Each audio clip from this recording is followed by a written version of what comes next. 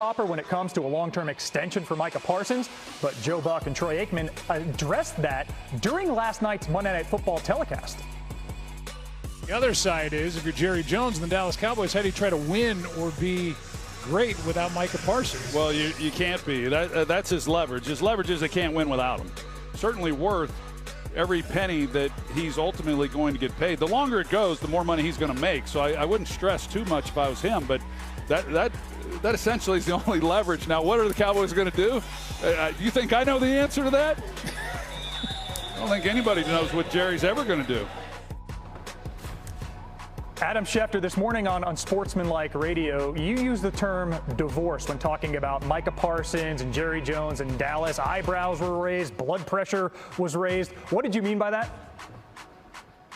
Well, Phil, essentially the two sides have not had any contract negotiations since late March or early April. It certainly sounds like the Cowboys are disappointed in Micah. It sounds like Micah is disappointed with the Cowboys. And Micah's request to be traded, which he put out on social media a few weeks ago, spoke for itself. He laid it all out. Since then, you would have thought that Dallas would have gone to him to try to appease him to do a deal. Instead, all we heard about was Jerry saying he doesn't know if Micah will play in the opener due to his back tightness, and there's been zero contract discussion since then. And I want to correct Troy Aikman there, the rare occasion that I will ever have the opportunity to do that. He was talking about the leverage that Micah would have.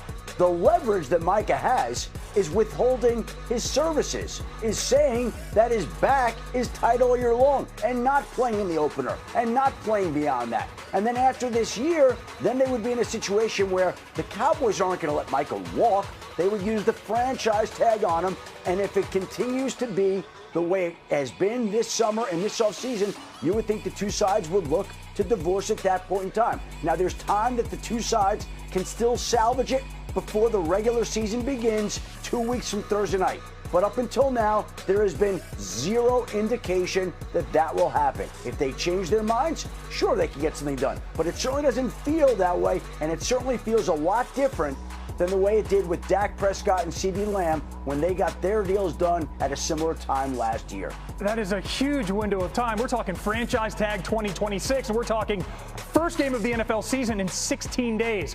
Longtime GM Mike Tannenbaum, what do you make of the state of the marital union in North Texas? Well, look, it's bumpy right now, but we have 36 years of data, which is Jerry Jones, outside of Herschel Walker, doesn't like to move on from stars. So I think, listen, Adam knows what's going on better than anybody, but to me, the most likely outcome is nothing happens, meaning no extension, no trade, and then we just have to wait and see what Micah Parsons does, meaning does he pull a Jalen Ramsey and hold in, which is what happened in Jacksonville where he eventually forces a trade. I just think we're weeks, if not months away, because I think Dallas would be extraordinarily patient if Micah Parsons withholds services. Well, Mike, who is Micah Parsons' agent? David Mulugheta. Who is Jalen Ramsey's agent? David Mulugheta. Yeah, same agent. That's interesting how that happens. And again, there is a lot of time for this to play out. But the way it's tracking, I think it's safe to say that it doesn't look like these two sides are going to be reaching agreement on a deal anytime soon, if at all. And right now, yes, things can change, but there's been zero dialogue, not some, zero. And that tells you that Dallas right now, again, is not moving in that direction. Mike is not happy. We heard his trade request. And I think that these two sides will be dealing with it all season before the franchise tag and a potential trade come into play next year. That's if they even get to that point. Something that's not up for debate. This is an elite, extremely important player. 13 games last season, even with Parsons. The word divorce is going to raise some blood pressure across Dallas. What's your reaction to that? Let's tamp it down. Look, I would never disagree with our friend Adam Schefter, but we have literally experience going back to 1989. So when you think about Jerry Jones has owned this team now for roughly 36 years, he is not in the business of moving on from stars. Obviously, he traded Herschel Walker a generation ago, but going all the way back to Emmitt Smith and Dak Prescott, CeeDee Lamb, there have been bumps in the road. And look, we even saw Chris Jones of the Kansas City Chiefs miss a game not too long ago, Phil. But I think we are a ways away from Dallas moving on from Micah Parsons. Now, maybe to me, in the short term, nothing happens, meaning no trade, no play. Then we would get into more of a situation where Jalen Ramsey in Jacksonville, where he had the hold in, missed a lot of time, eventually traded to the Rams. But I think we are weeks, if not months, from that happening. Again, we have 36 years of data that says Jerry Jones doesn't move on from stars. 36 years of data, Mike, but just 16 days until the Cowboys open the NFL season week 1 against the Eagles. Sam, you live in Dallas. How do you believe this situation between the Cowboys and Parsons ends? I don't think it ends very well. We have 36 years of data with Jerry Jones not moving up from stars. We also have 80 years of data of Jerry Jones being someone who wants to be in control. I negotiated part of the collective bargaining agreement sitting across the table from Jerry Jones and other owners. He's a guy that doesn't want to give up control. He understands that he could have Micah Parsons under the franchise tag or pretty much under his control, if you will, without a new contract for the next several years, really till 2028. And so to make him the highest paid player right now when he doesn't have to, that's a proposition that I'm not sure Jerry Jones is ready to do. Now, on the other side, whether it's David Mulugeta, who's the agent of Micah Parsons, or Micah Parsons himself, I don't see either one of them budging. David Mulugeta has negotiated over $1 billion in NFL contracts. He knows what he's doing. And so I don't see him budging off of his mark either. So this is more than just a bump in the road. It's probably a lot deeper than even a pothole for the Cowboys and for Micah Parsons. Well, the stalemate continues for now, but gentlemen, we are not limiting preseason snaps for either of you today on Sportsnet Fan Bases. Bill Barnwell has an article out today on 5 teams set to miss the playoffs this season.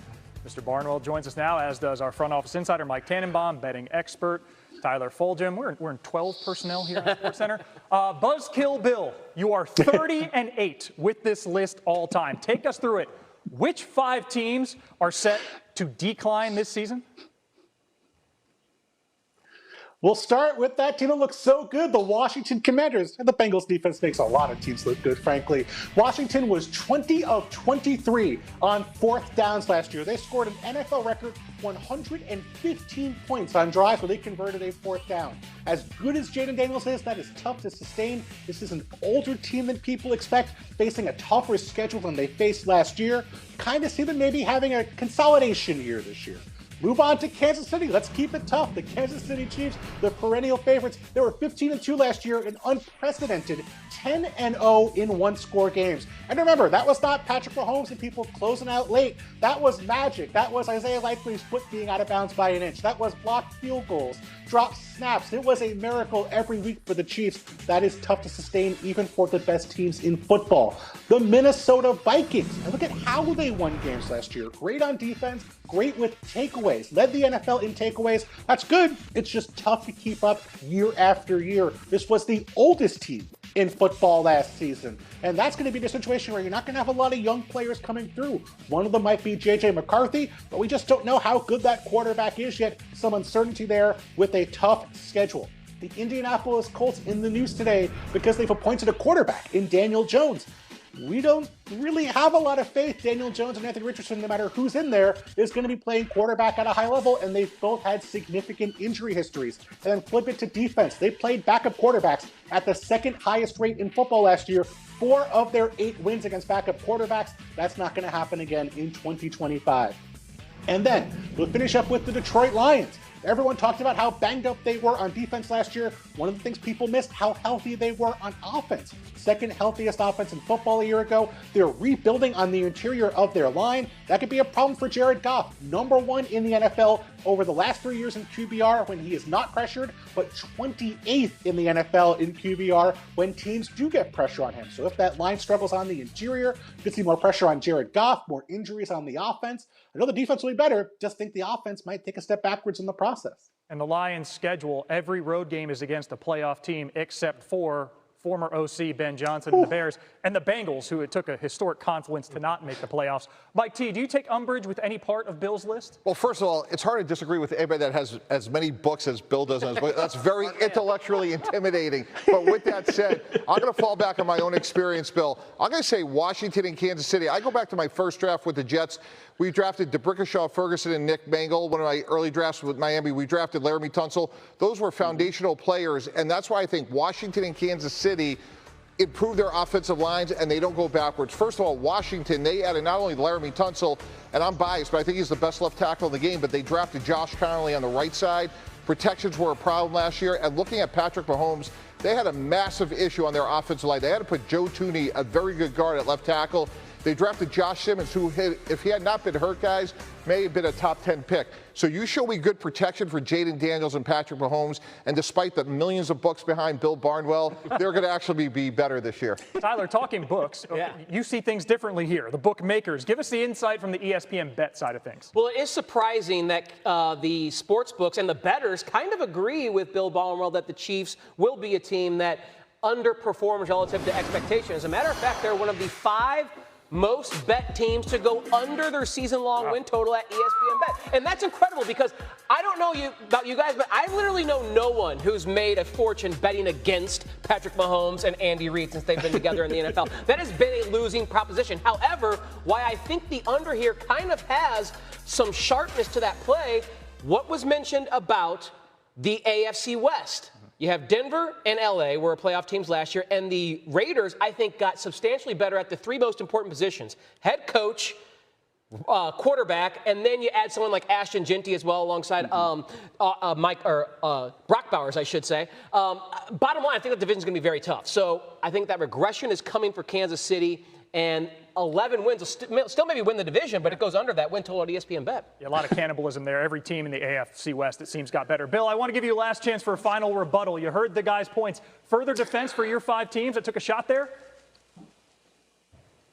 Yeah, Mike's right. Laramie Tunsil's a great player, but Laramie Tunsil was on the Texans last year, and their offensive line could not protect C.J. Stroud a lick. So one good player is a big addition, but I have questions about the other spots on that offensive line, especially on the interior without Sam Cosmi for the Commanders. But Mike is a very wise man, so I would take Mike's criticism, and I would take it to heart. He's very smart. Not as well read, however.